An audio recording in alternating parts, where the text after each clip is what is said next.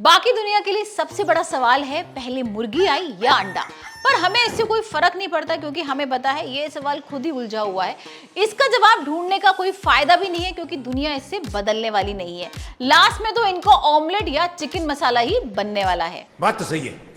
हमारा तो सबसे बड़ा सवाल ये है कि भारत का सबसे बड़ा सुपरस्टार कौन है। क्योंकि भारत में पैदा होने वाला बच्चा पहले शब्द माँ और दूसरा शब्द सिनेमा बोलता है, इसलिए यहाँ अमेज़न से ज्यादा अमिताभ बच्चन फेमस है। इसीलिए हमारे यहाँ वर्ल्ड में सबसे ज्यादा बिकने वाले प्रोडक्ट को बेचने के लिए भी फिल्म के स्टार्स की मदद लेनी पड़ती है, क्योंकि हमारे देश के लोग सिर्फ स्टार्स की ही सुनते हैं।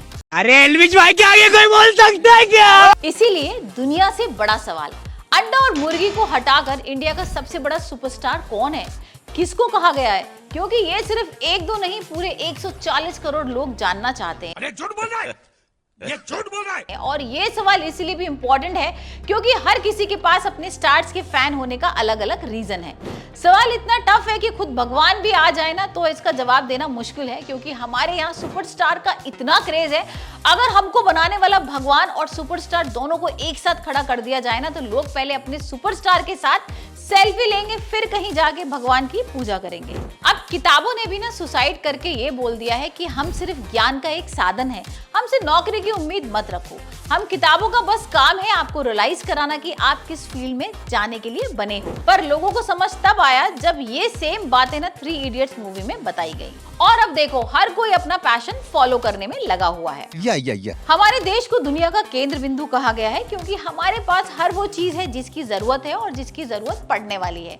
और कोविड के बाद की जनरेशन को बता दें कि सिनेमा हमारे ही रंगमंच से कॉपी किया गया है। भारत कल भी अव्वल था, आज भी अव्वल है। एक ऐसा देश जहां दुनिया में सबसे ज्यादा फिल्में बनती हैं, जहां सबसे ज्यादा फिल्में देखने वाली ऑडियंस है और जहां फिल्म के सुपरस्टार भगवान न सही पर भगवान से भी कम नहीं है, क्योंकि सिनेमा हमारे देश का सबसे बड़ा रिलीजन है। आज हम ये स्टार सुपरस्टार की बात इसलिए कर रहे हैं क्योंकि पहली बार एक जगह भारत के सारे सुपरस्टार एक साथ नजर आए अंबानी के बेटे अनंत की शादी में। क्या नॉर्थ क्या साउथ, हर रीजन के सुपरस्टार ने यहाँ शिरकत किया। सलमान खान, शाहरुख खान से लेके अमिताभ बच्चन और रजनीकांत तक हर कोई यहाँ पर झूमता हुआ दिखाई दिया।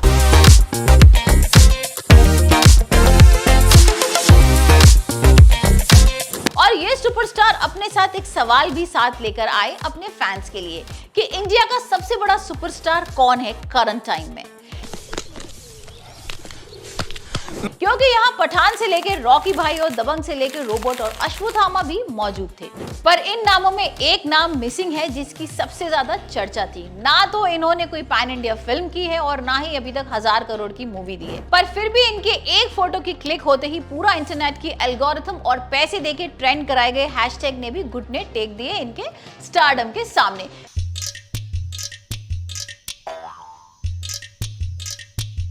जी हम बात कर रहे हैं हमारे तेलुगु सुपरस्टार और अपकमिंग इंडियन सुपरस्टार जिनको टैग करके लोग एनिमल के गाने लगा रहे हैं।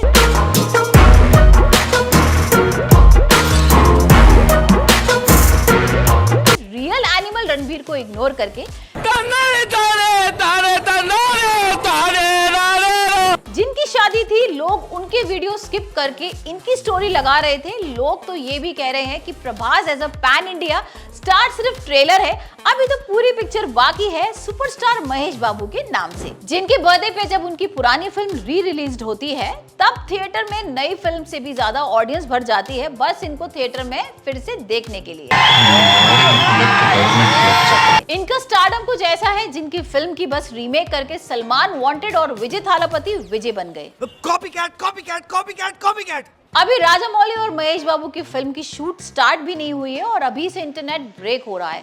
जस्ट इमेजिन जब फिल्म रिलीज होगी तब क्या हाल होगा इंडिया के थिएटर्स में। लगता है इंडिया में गवर्नमेंट को इस साल के बजट में सब कुछ छोड़ के नए थिएटर्स खोलने का प्रपोजल इंक्लूड करना चाहिए, क्योंकि मूवी देखने के लिए लोगों की लाइन लगने वाली है। महेश बाबू की फिल्म बस एक ही स्टेट में 300 करोड़ कलेक्ट कर लेती है, जब पैन इंडिया लेवल पर इनकी फिल्म आएगी तो 3000 करोड़ भी पॉसिबल लग रहा है। और कहा तो ये भी जा रहा है कि भगवान की भी यही मर्जी है। वो तो ये भी कह रहे हैं कि बाकी स्टार्स को तो डायरेक्टर्स ने सुपरस्टार बनाया है। हमारे देश में सुपरस्टार्स तो बहुत हैं, पर जो सुपरस्टार सर्वगुण संपन्न हो वो अभी तक अवतरित नहीं हुआ है। शाहरुख ड्रामा में सबसे बेस्ट है तो सलमान का स्वैग नेक्स्ट लेवल है। आमिर की अपीयरेंस और परफेक्शन ऑडियंस को इम्प्रेस करता है तो ऋतिक का लुक उनको हीरो मटेरियल बनाता है। पर कोई ऐसा हीरो है जिनमें ये सब बात हो, जिसको देख के बस लोग बोल दे ये तो हीरो लगता है? तो ये सब गुण ना एक साथ सिर्फ महेश बाबू में दिखते हैं, जिसके डायलॉग पे ऑडियंस की सीटी और एंट्री पे थिएटर को स्टेडियम में बदल देते हैं। बेसिकली सिनेमा की दुनिया के MS धोनी हैं, जिसके बस एक मूवी आने पर बच्चे भी थिएटर में देखने के लिए खुद को 18+ बताते हैं। महेश बाबू का कंपैरिजन तो किसी से नहीं, पर अगर सही मायने में कहा जाए तो 70s के अमिताभ बच्चन के स्टारडम की याद दिलाता है, जिनकी मूवीज देखने के लिए लोग हिंदी सीखने को मजबूर हो गए थे। क्या पता इनकी मूवीज के लिए भी भाई थर्ड लैंग्वेज हिंदी और इंग्लिश के बाद तेलुगु हो जाए। तो ऑडियंस, आप जिस भगवान को मानते हो उससे डील करना शुरू कर दो। आपकी उस दिन स्कूल, कॉलेज और ऑफिस की छुट्टी रहे, क्योंकि जब ये मूवी आएगी इंडिया बॉक्स ऑफिस खुद कलेक्शन देख कर ना बेहोश हो जाएगी।